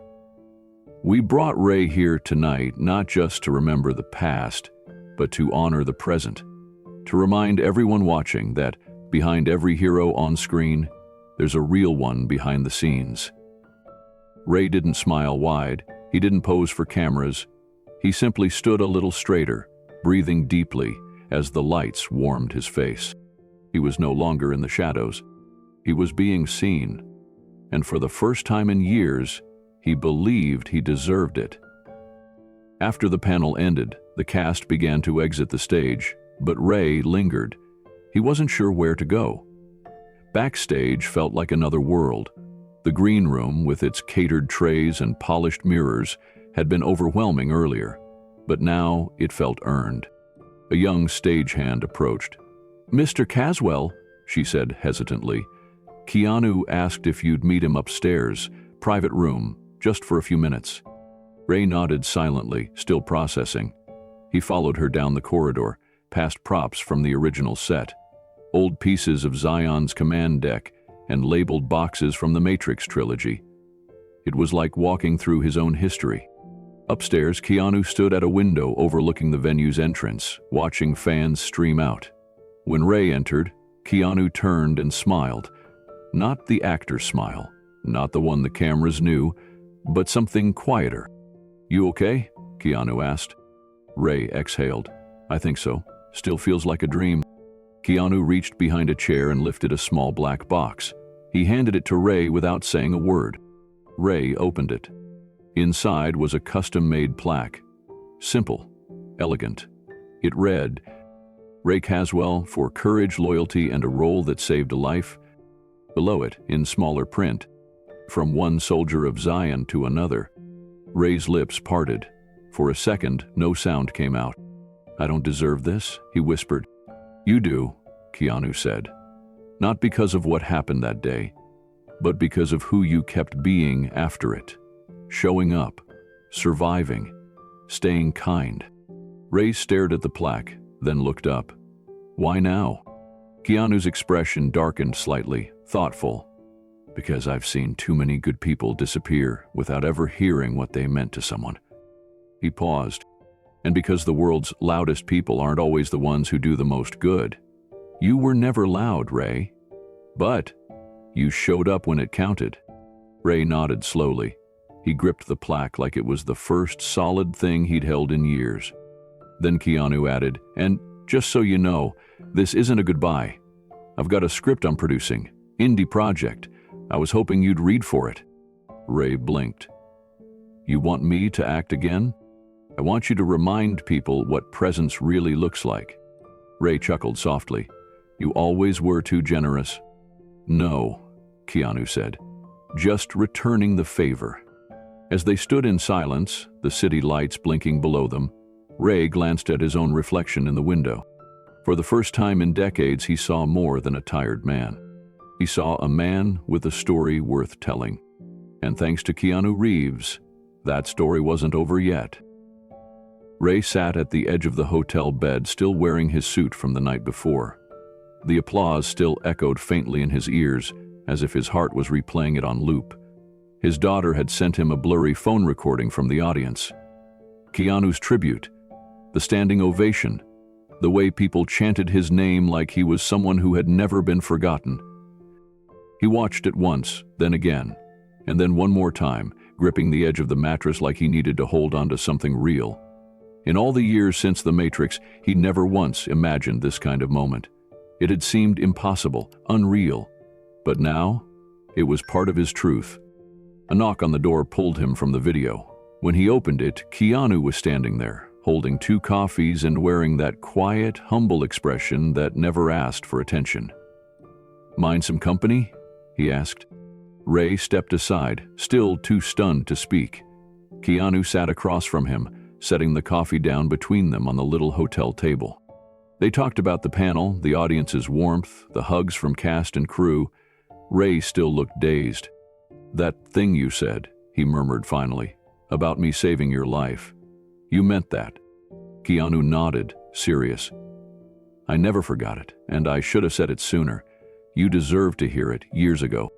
Ray looked down, his hand trembling slightly as he held the cup. "I didn't think any of it mattered anymore." Keanu leaned forward. "It did." "It does." There was a pause. Then Keanu reached into his jacket and pulled out a slim folder. He slid it across the table. "What's this?" Ray asked. "A script," Keanu replied. "It's for a film I'm producing. Indie sci-fi drama, small cast, strong characters, and there's a part in there that I think you'd be perfect for." Ray blinked at the folder like it might bite him. "Keanu? I haven't acted in years." Keanu gave him a small smile. "That's why it'll mean more." Ray hesitated, still staring at the folder like it wasn't meant for him. Keanu's voice was soft but steady. "You never stopped belonging, Ray. You just stepped off the stage for a while." Ray's throat tightened, and for the first time in a long time, he believed him. Ray opened the folder carefully, like it might vanish if he touched it too fast. Inside was a printed script with his name typed at the top in bold. Beneath it, a highlighted section. Character, Marshall Trent. Age, 60s. Ex-soldier. Quiet, observant. A man who's seen too much and speaks only when it counts. He skimmed the lines. His fingers traced the margins of the page. The dialogue was sparse but powerful, just like him. And it wasn't some throwaway background role either.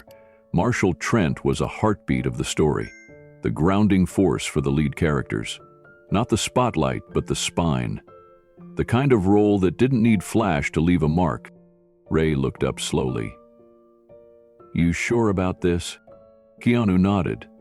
"It's already yours. The team knows. I just wanted to give you the option. If you say yes, we'll schedule rehearsals around you. Health, timing, everything. We're not asking you to be someone you're not, just to bring who you are." Ray let out a slow breath. "You don't want me to audition?" Keanu chuckled softly. "You already did, 20 years ago. And I've never forgotten the performance." That hit hard. Ray sat back in the chair, eyes brimming. For years, he had wondered if all those hours on set meant anything. If anyone remembered the guy who stayed late, hit his marks, got up when he was knocked down, and never once asked for credit.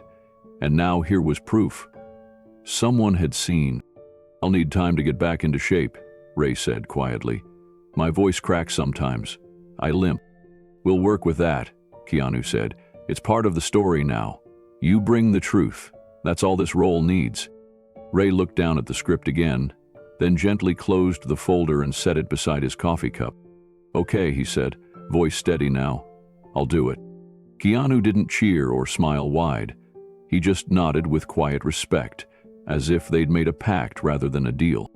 In that moment, there was no ego, no fame, just 2 men sitting in a small hotel room, honoring something Hollywood often forgets: loyalty, decency, and the people who build the foundations without ever asking to stand on them. Later that afternoon, they took a quiet walk along the garden behind the venue. Ray held the script folder against his chest like it was a lifeline. He paused to watch a group of younger fans lining up for autographs at the convention hall doors. He watched their excitement, their energy, the flash of phones, the sharp laughter carried by the wind. "I used to be one of those guys," Ray said with a hint of a grin. "The hungry ones, chasing the dream, running lines in the mirror, thinking one big break would last forever." Keanu walked beside him, silent at first. Then he said, "And now, you're something more. You're proof that stories don't end when the credits roll. Some of them just wait for the right chapter to begin." Ray looked over, a little surprised by the gentleness in Keanu's voice. For years, he'd believed that kind of hope only belonged to the young. To hear it now, from someone who had seen the best and worst of the industry, made it feel real again. The wind picked up slightly. Ray tugged at his jacket, then glanced sideways. "Marshall Trent, huh? Sounds like a cowboy." Keanu laughed. "In space, with a conscience. Sound familiar?" Ray chuckled. "I guess I've been playing him my whole life." They kept walking until the sun dipped behind the buildings, throwing long shadows across the concrete. For Ray, the day had started in silence and ended with a script, a handshake, and something even more valuable: dignity restored. Before they parted ways, Keanu placed a hand on Ray's shoulder. "Just promise me one thing," he said. Ray tilted his head. "What's that?" "When the cameras roll," Keanu said with a wink, "don't outshine the lead." Ray gave a raspy laugh, the kind that came from deep in the ribs. No promises. That night, back in his modest apartment, Ray set the script down beside his daughter's framed photo. He whispered to the empty room, "I'm back." And this time, it wasn't just a role. It was redemption. Ray Caswell stood just beyond the set's perimeter, clutching the call sheet like it might float away if he let go. The production assistant had greeted him kindly, even recognized him from the Matrix anniversary event. But that didn't stop the tight knot in his stomach from forming as he stepped onto the soundstage. The lights were hot. The air buzzed with quiet urgency. Grip crew moved with practiced rhythm, and a young actor, no older than Ray's daughter, walked past, reciting lines under his breath. Ray hesitated, until someone spotted him. A second AD, someone Ray had never met, called out his name with genuine warmth. "Ray Caswell? Man, we're glad to have you here." The words were simple, but Ray nearly choked on them. He nodded, gave a small wave. His feet carried him slowly toward the wardrobe trailer. Inside, a costumer with pink hair and bright eyes handed him a simple gray uniform. Nothing flashy, just part of the background cast. But it was a real costume, for a real role. And suddenly, it hit him. He was working again. Not retail, not fan tables, not side hustles. He was back where he started, and he was terrified. "Everything all right in there?" the costumer called gently from outside. Ray cleared his throat. "Yeah, just getting reacquainted." He pulled on the uniform and stared at himself in the mirror. Older, grayer, but somehow still him. A production assistant escorted him to the soundstage, where blocking for the next scene was already underway. The director gave a quick rundown. It was a small part, just a technician at a command post. But he had one line and a reaction shot. The younger actors didn't seem to notice his nerves. One even leaned over and said, "You were in the Matrix, right? Like the real one?" Ray gave a faint smile. "Yeah, a long time ago." The actor's face lit up. "That's awesome. My dad showed me those movies when I was like 10. You guys changed everything." Ray turned away, blinking faster than usual. He hadn't heard anything like that in years. They ran through a few takes. Ray hit his mark, said his line, and kept his eyes on the console in front of him like he'd been taught decades ago. His timing wasn't perfect. He flubbed the second take and forgot to react on the third. But the director didn't yell or roll his eyes. He just smiled, walked over, and patted Ray on the shoulder. "Take your time. We're good here." That small kindness meant the world. Between takes, Ray wandered to the edge of the soundstage and watched the crew work. He noticed the Steadicam operator adjusting angles with precision. The lighting team finessed every beam until shadows hit just right. It was the same rhythm he remembered, the quiet ballet of people behind the scenes making magic from metal and cloth.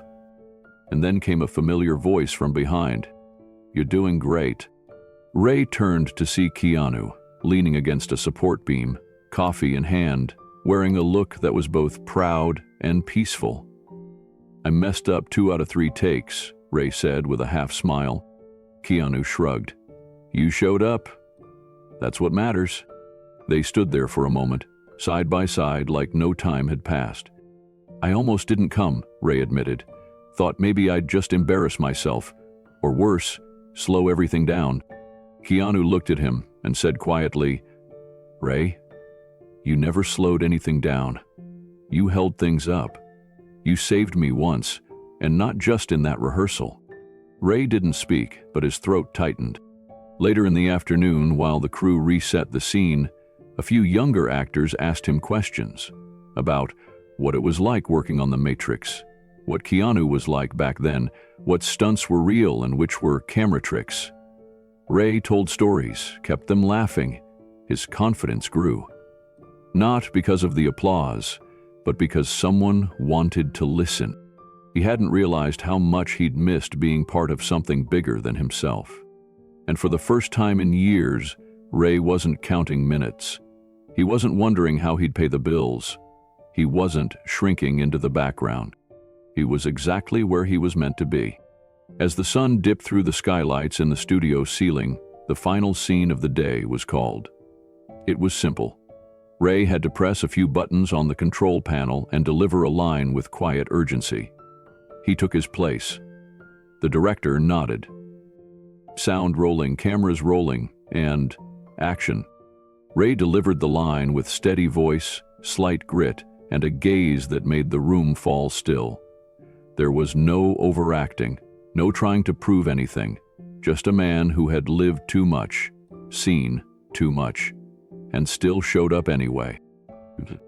A ripple of claps followed, not forced, not patronizing, genuine. Ray stepped off set, a little overwhelmed. One of the younger actors who had been watching all day approached with wide eyes. "You've got presence, man. I mean, real gravity." Ray chuckled, rubbing the back of his neck. "Maybe it's just old bones." The kid shook his head. "No, that was lived in. That was real." Later, in the dressing room, Ray sat alone for a moment and looked in the mirror. For years, he'd avoided mirrors, unable to face what stared back. But this time, he didn't look away. He straightened his collar, smoothed his jacket, and smiled. Keanu knocked gently on the doorframe. "They loved it." Ray nodded. "I did too." They walked out together into the cooling evening air. Keanu handed him a wrap gift, a framed still from the day's shoot. Ray at the console, mid-line, eyes intense. On the back, in Keanu's handwriting, was a single sentence. "For the man who always mattered, especially when no one was watching." Ray blinked fast, biting back tears. That night, Ray didn't drive home thinking about debt, failure, or the time he lost. He thought about what it meant to still have something to give.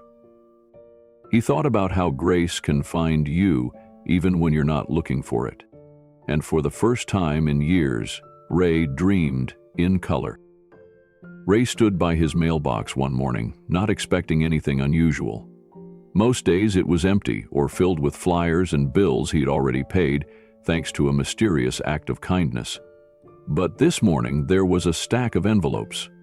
No logos, no advertisements, just handwritten names and return addresses from places he hadn't visited in decades. He took them inside slowly, placing them on the small kitchen table that doubled as a workspace and breakfast spot. With a trembling hand, he opened the first one. A photo fell out, an old still from The Matrix, Ray in character, standing behind Lawrence Fishburne in a tight hallway scene. Underneath was a note. "You had just one line in this scene, but it stuck with me all these years. You looked like someone who belonged, even when the world didn't notice." Ray blinked rapidly, the words swimming in and out of clarity. He opened the second letter. "You probably don't remember me, but I met you at a convention in 2002. I was the awkward kid with glasses who tripped over your table. You picked me up and told me, 'Never apologize for taking up space.' I've never forgotten it. I'm a teacher now. Thank you." Letter after letter followed, some short, some pages long. A few came with crayon drawings from fans' children who had watched the film with their parents. One envelope contained a small, pressed flower with a note, "For the quiet ones who never stopped showing up." Ray read each one slowly, carefully, like they were oxygen to lungs that had forgotten how to breathe. He stacked them in a shoebox and took out a Sharpie. Across the top of the lid, he wrote in bold letters, "Still matter." Later that afternoon, he sat on the edge of his bed with the box on his lap and called his daughter. She picked up quickly, her voice bright. "Hey, Dad." Ray cleared his throat. "I've been getting mail. From people I never thought even knew I was alive." She was quiet for a beat. "That's because they saw something you forgot was still there." He smiled, tears forming. "I think I'm not done yet." "You never were," she said. "You just needed someone to remind you." He looked down at the box again. The weight of it was heavy, but in the best way possible. Ray spent the next few days rereading every letter, not just once, but again and again, sometimes in the early morning when he couldn't sleep, sometimes while sipping coffee by the window with sunlight pouring through the blinds. Each letter felt like a hand reaching into his past and tugging him gently forward. One envelope stood out. It had no name on the front, just his, in sharp block handwriting. Inside was a single index card. On it, someone had written, "We never forgot you. We were just waiting for you to remember yourself." Ray stared at that card for a long time. He didn't recognize the handwriting. It could have been from anyone, a fan, a castmate, even someone from the crew who'd remembered him over the years. But that didn't matter. What mattered was that someone out there had seen him in a way he hadn't seen himself in years. He placed the card on his bathroom mirror with a small piece of tape, right next to a black and white photo of him from the set of The Matrix. For a long time, he'd avoided mirrors, hated what stared back at him. Tired eyes, graying hair, a limp he couldn't hide anymore. But lately, he didn't flinch. That reflection wasn't broken. It was earned. That same week, Ray walked into his local post office to rent a P.O. box. He asked the clerk, "Is it okay if I write back to people who sent letters without return addresses?" The clerk smiled. "Sure is. People tend to leave contact details if they really want to be found." Ray went home, sat at his table, and pulled out a fresh stack of stationery. He wrote slowly, carefully. No printed cards, no quick responses, just real letters in his own handwriting. He thanked each person not just for remembering him, but for helping him remember himself. Some he mailed back with signed photos. Others he tucked short notes into small envelopes, with a pressed leaf or quote clipped from one of his old scripts. He signed each letter with the same closing line. "Still here, still grateful, Ray." By the end of the week, the box marked "Still Matter" was almost full. His daughter stopped by one evening after school and saw it sitting on the table. "What's all this?" she asked. He ran his hand over the top of the box and smiled. "Proof," he said. "Of what?" "That I was never really gone." Later that night, after his daughter had gone home, Ray opened the last letter in the stack.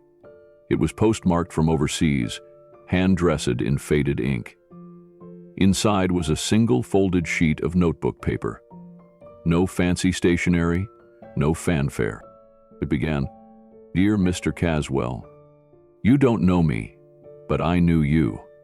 I was 12 when I watched The Matrix for the first time. You had only a few scenes, but the way you held your ground, the way you moved through the chaos, The way you said, "We hold the line," that stuck with me. I was being bullied then. I felt invisible, but something about you told me it was okay to be quiet and strong. I memorized your scene. I said it in the mirror. I say it to myself before every big challenge. Just wanted you to know. You held the line, for me. Ray sat still, the letter trembling in his hand. He pressed the page to his chest and closed his eyes. For a long time, he didn't move. It wasn't about screen time. It never had been. It was about moments, echoes, lines that stuck with people long after the lights dimmed and the credits rolled. That single sentence, "You held the line," meant more to him now than any review, any autograph, any premiere. Ray took the letter and tucked it into a separate box he kept in his closet, the one with the most personal memories, next to his wedding ring, his daughter's baby shoes, and now, this. He looked in the mirror once more, not to check his appearance, but to meet himself, fully, honestly, without flinching. He wasn't the man trying to hold on anymore. He was the man who had, and now he knew, without a doubt, that the line he held still mattered. The cast screening was held in a modest theater tucked in a quiet corner of Burbank. It wasn't a red carpet affair. There were no press lines, no designer gowns, just folding chairs, friends of the crew, a few diehard fans, and Ray Caswell, seated in the third row, hands nervously folded in his lap. Next to him was someone who hadn't been to a screening since she was 10 years old. His daughter, Hannah. She had insisted on coming. When the invitation arrived, Ray hesitated. He didn't know if he was ready to sit in a room full of strangers and watch himself on screen again. But Hannah wouldn't let him back out. "Dad," she said, "I've been waiting my whole life to see your name in lights. Don't make me miss it." She wore a simple cardigan over a floral dress, no makeup, no fuss. Just the quiet poise of a girl who had watched her father fight invisible battles and never once asked the world for sympathy. Ray kept glancing at her. Her eyes the shape of her mother's, her expression steady like his own, but tonight, something in her was shimmering. Anticipation, maybe, or pride. The lights dimmed. As the film began, Ray could barely focus. His stomach churned with nerves, and his fingers gripped the seat edges like he was bracing for a storm. He had only a handful of lines in this project, nothing big, but the role mattered to him. He played an old mechanic who mentored a younger hero, dispensing wisdom with the quiet gravity of someone who had seen too much and survived it all. Then it happened. His scene. The camera panned across a dim-lit workshop, dust floating like tiny galaxies. And there he was, his character turning slowly, wiping his hands with a rag, delivering a line that was meant to be throwaway but hit the room like an anchor. You don't fix things by shouting at the rust. You fix them by listening to where they want to bend. The room was silent. A few people leaned forward. Hannah's breath hitched. Her father, after all these years, was on a movie screen again, not just as a background face, not just in a flashback memory. He was there, present, real, and more human than most leads. She didn't cry. Not then. She reached over and held his hand, and Ray, without looking at her, squeezed back. When the lights came back on, the applause was steady but heartfelt. This wasn't a crowd applauding out of politeness. These were people who had seen something honest, raw, earned. Ray stood slowly, unsure whether to clap for himself. Keanu approached from the side of the theater and gave him a simple nod, a signal between brothers who had survived different kinds of silence. Then Keanu turned to Hannah, his eyes kind. "You must be Hannah," he said. She smiled, eyes glassy. "Thank you," she whispered, voice cracking. Keanu didn't respond immediately.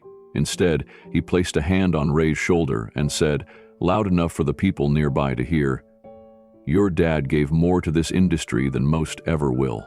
He didn't just act. He carried dignity through it."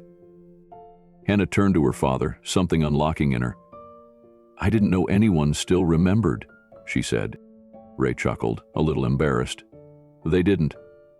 Until he did, he nodded toward Keanu. But Keanu shook his head. No, Ray, I didn't remember. I never forgot. Those words hung in the air like incense. Slow, fragrant, burning quietly into the soul. A young actor approached timidly, script in hand. Mr. Caswell, I just wanted to say your performance meant a lot to me. That one line about listening to where something wants to bend, that stuck. Ray looked stunned. You remembered that? I wrote it down, the kid admitted. I think it's going to stay with me a long time. Hannah stood back and watched the moment unfold. For the first time in years, her father wasn't walking through the world with his head down. He wasn't apologizing for existing. He was being seen. Truly seen. They walked out of the theater together. The night air was cool. Hannah held his arm as they reached the parking lot. Ray fumbled with his keys. I'm proud of you, Dad. He looked over at her, blinking quickly. For what? For showing up? No, she said softly. For surviving. For not letting the worst years bury the best parts of you. He laughed under his breath. You get poetic when you're emotional.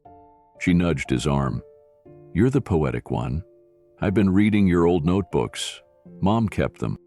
Ray paused, the past tightening in his chest. She said if I ever forgot who you were, those pages would remind me. He looked down at the keys in his hand, then up at the stars overhead. Looks like I'm not done writing yet.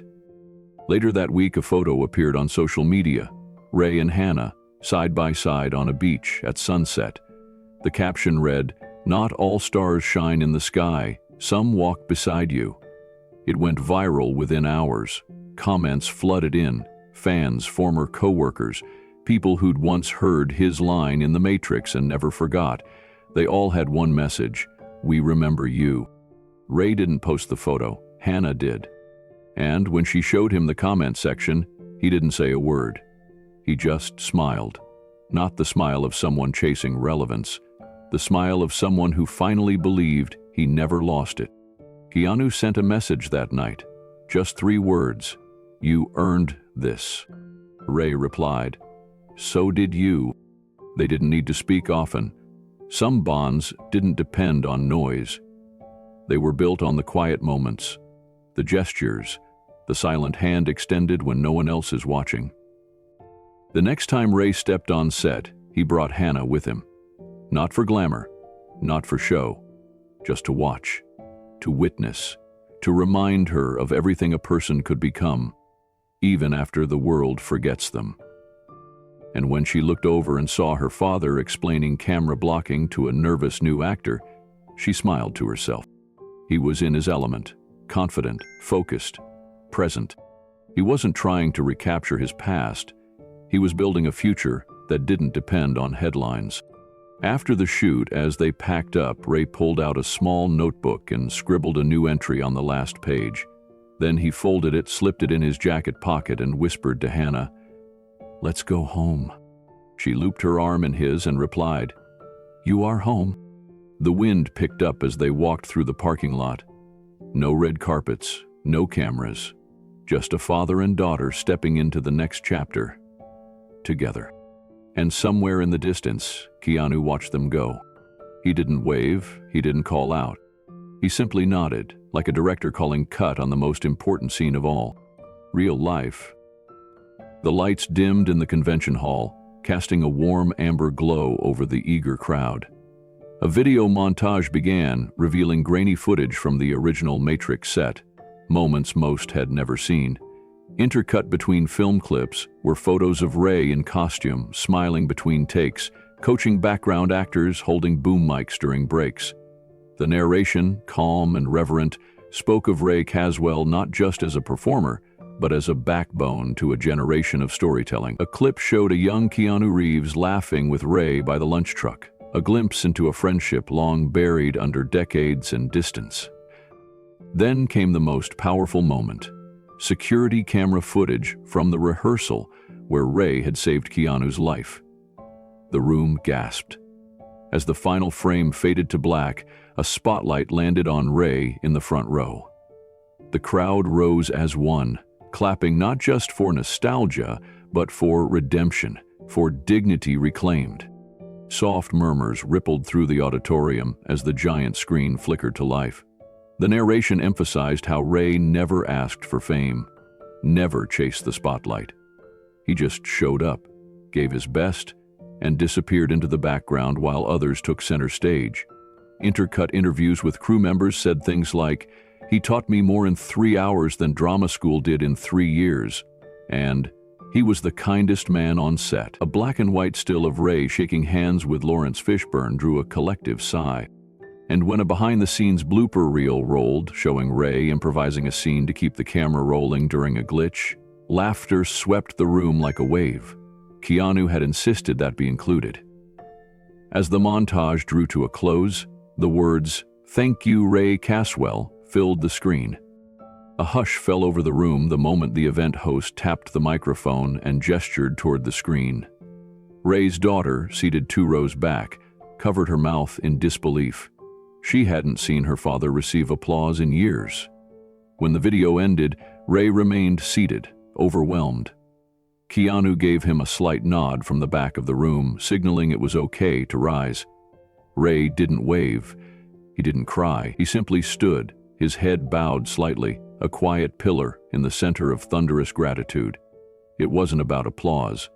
It was about being seen. And in that moment, Ray Caswell shined brighter than ever. After the standing ovation faded, Ray was guided gently to the stage, not with the theatrics reserved for celebrities, but with the care one might show a returning hero. A crew member handed him a microphone, though he hesitated to take it. His eyes swept over the crowd, and for a moment, it was as if time paused. Ray wasn't used to being the center of anything, but tonight was different. "I don't really know what to say," he began, voice gravelly with emotion.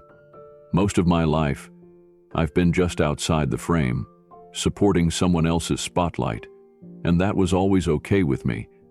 I didn't do it for applause. I did it because I loved the work and I loved the people."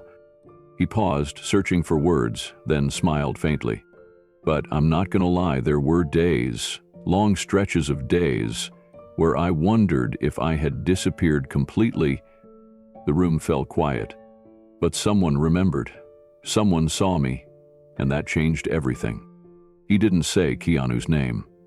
He didn't need to. The crowd turned instinctively toward the back of the hall where Keanu stood, still away from the stage lights, arms crossed over his chest, smiling through misty eyes. Ray lowered the mic and looked down at the edge of the stage, at the faces. Old fans, young dreamers, friends he hadn't seen in 20 years. Then his gaze caught his daughter's. She nodded. Her expression wasn't pride. It was something deeper. Recognition. He continued softly. "I used to think my best scenes were behind me. But maybe this is the scene that matters most." The applause returned, not as thunderous as before, but deeper, lasting, earnest. Ray stepped down from the stage without a grand gesture. A few people reached out to shake his hand. One fan, wearing a replica coat from the original film, whispered, "You were always one of my favorites." Backstage, a young sound engineer offered him a bottle of water. "That was beautiful, sir." Ray took it, nodded, and said simply, "Thank you for listening." Later that evening, Ray found himself outside the venue beneath a canopy of string lights. A soft breeze blew through the courtyard, carrying with it the low hum of conversations and distant laughter. He stood quietly beside Keanu, who was nursing a cup of tea instead of champagne. "You didn't have to do all that," Ray said, voice barely louder than the wind. "I didn't," Keanu replied. "I got to." Ray chuckled. "You always did have a way with words." Keanu didn't respond right away. He watched as a group of fans posed for pictures near the event banner, all smiles, holding up old DVDs and posters with Ray's face circled in Sharpie. "You know what I realized?" Keanu said finally. "We spend so much time worrying if we're making a difference. But sometimes the difference is already there, in the people who remember. even if they never said anything. Ray nodded slowly. I didn't think anyone would remember me. Davey did, Keanu said, and now they won't forget. The tribute video played on a loop inside the hall, highlights from behind-the-scenes footage, quiet shots of Ray on set helping carry gear, adjusting lighting, holding open doors for fellow cast members. The kind of moments that never make the credits, but make everything possible. Ray's daughter walked over and wrapped her arm around his. I'm proud of you, Dad, she said softly. His lips trembled as he looked down at her. I'm proud of you too. You're standing taller, she added. I feel taller, he smiled. Lighter. The evening wound down and the lights began to dim, but something had reignited inside Ray, a quiet spark that had once been doused by grief, debt, and the years of being overlooked. That spark had turned into a flame. As they walked toward the parking lot, Ray stopped, turned to Keanu and said, I don't think I ever thanked you. Not properly. Keanu shook his head. You don't have to. You gave me a second chance a long time ago. This was just me finally giving one back. Ray reached out and pulled him into a hug, strong and steady. For a long moment they didn't speak. There was no need. The silence between them said more than words ever could. Some tributes are loud and fleeting. Others, like Ray's, are quiet and eternal. And tonight, the world had finally heard his story. The little theater on the corner of Melrose and Highland barely seated 50. Its red velvet curtains were worn at the edges, and the lights flickered more often than they glowed. But to Ray Caswell, it might as well have been a Broadway house. It was here that he found his second breath, not as a star, not as a name on a marquee, but as a mentor. Twice a week, he stood before a group of wide-eyed local actors, teaching them not how to chase the spotlight, but how to survive in its shadow. Don't act like you're someone else, he would say, pacing the creaky floor. Act like the best version of yourself. That's where the truth is. They listened, because Ray didn't speak with arrogance. He spoke like someone who had fallen, crawled through shame, and still found something worth saying. His scars weren't secrets. They were credentials. He'd begun volunteering at the theater after bumping into the director at a community event. One thing led to another, and soon he was designing safety layouts for stunt scenes, teaching young actors how to fall without breaking bones or hearts. Ray never advertised his past. He didn't start with, I was in the Matrix. If students recognized him, they rarely brought it up. Most of them had never noticed his 2-second scene back in 1999. But they noticed how he treated them, with patience, dignity, and encouragement. For them, that was stardom. On his lunch breaks, Ray would sit at a bench in the alley behind the theater, sipping coffee from a dented thermos. That's where Keanu found him one afternoon. Ray looked up, surprised. You stalking me now? Keanu chuckled and handed him a paper bag. Inside was a warm sandwich from their favorite diner back in the day. I had a feeling you'd forget to eat again. Ray shook his head, smiling. You remember everything, don't you? Only the important stuff. They sat quietly as they often did. No need for big speeches. I saw a clip, Keanu finally said. You working with the kids, you're good with them. Ray shrugged. They deserve someone who sees them. Keanu leaned back. That's what you did for me. Ray didn't reply right away. He just stared at the cracked pavement beneath his feet, coffee steaming between his hands. I didn't think you'd remember that, he said finally. Keanu turned to him. You didn't just spot me. You believed in me before I knew how. Ray gave a small, rough laugh. Back then, all I saw was a kid who asked questions no one else asked. You weren't trying to prove anything. You were trying to get it right. That stuck with me. The breeze caught the edge of Keanu's jacket as he reached into a worn messenger bag and pulled out a flat package wrapped in simple brown paper. He handed it to Ray. Ray raised an eyebrow. Birthday? Nope, Keanu said softly. Ray opened it slowly. Inside was a framed photo. The original Matrix cast, arms slung around each other after a long day of filming. A younger Ray stood slightly off to the side, just outside the spotlight, as he always had. At the bottom of the frame, in silver script, were the words, "Thank you for saving us," even when no one noticed. Ray stared at it for a long time. His fingers trembled. His voice caught in his throat. "I don't know what to say," he whispered. Keanu looked out toward the street. "You already did. You said it by showing up, by sticking around. This isn't about what the world saw. It's about what I saw, and I never forgot." Ray set the frame gently on the bench beside him, like it was something sacred, a piece of his past, rewrapped as a gift. "You know," he said after a while, "I used to think the worst thing was to be forgotten. And now," Ray turned to him with a quiet, steady smile, "now I know the worst thing is never realizing you mattered." They sat in silence again, not because there was nothing to say, but because everything important had already been spoken. Later that evening, Ray brought the frame to the community theater and hung it in the back hallway near the rehearsal room, not where everyone would see it, just where those who needed it most might find it. He stood there for a few minutes, watching it. Then he turned, straightened his shoulders, and walked into the rehearsal room, where a new group of hopeful actors waited, ready to teach them not just how to act, but how to believe they belonged. Weeks passed, and the community theater began to change. Ray wasn't just mentoring anymore, he was building something. He worked with the tech crew to improve their rigging safety, taught stage combat to students who had never thrown a punch on camera, and stayed late every night to review their scripts line by line.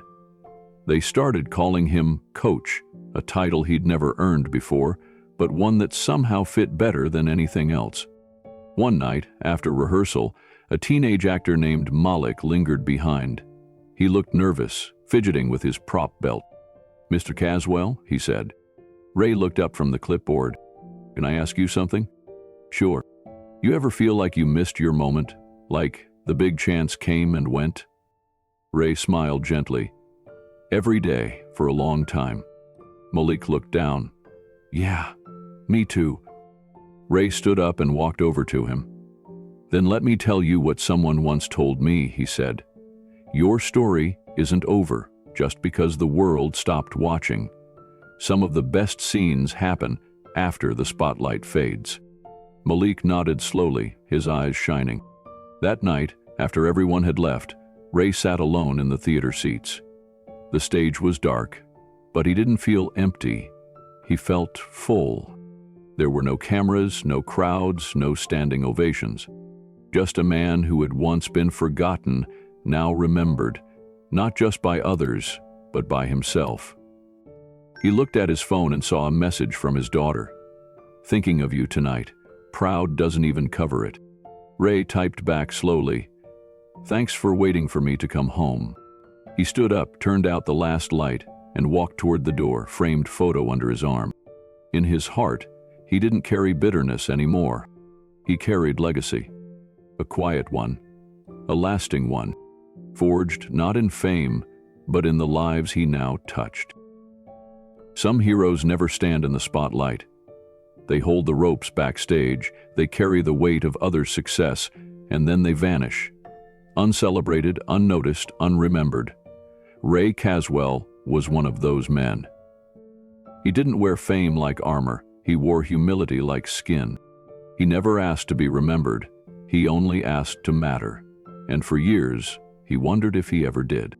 Until one man looked back. Keanu Reeves didn't owe Ray anything on paper. No contract, no obligation, no promise. But what he did owe was something deeper.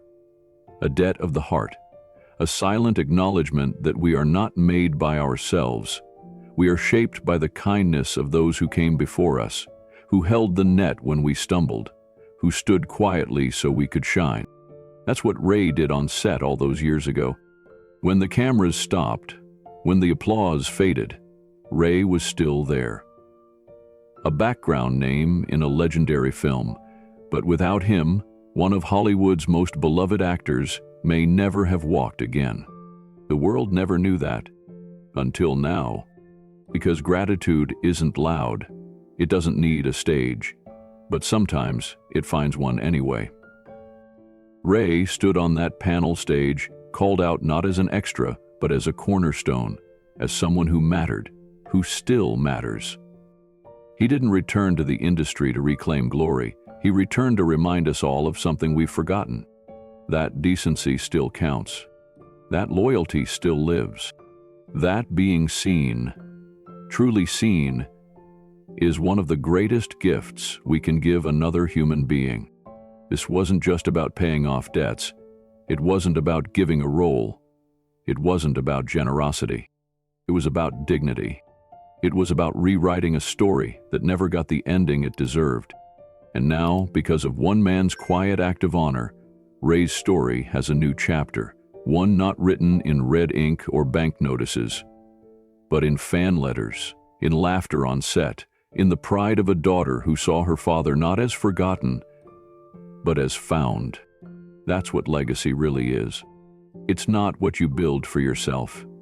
It's what you restore in others. Ray Caswell didn't rise again because someone made him famous.